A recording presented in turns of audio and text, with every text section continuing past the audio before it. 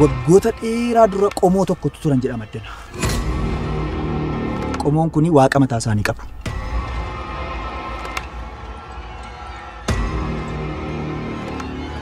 Al tokko namoota daawwachiisaniin ala qofaa isaanii namoonni dhufanii du'anii faa kan argaman jiru as keessatti.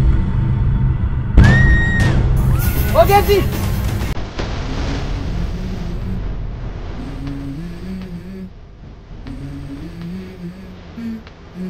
Let's go.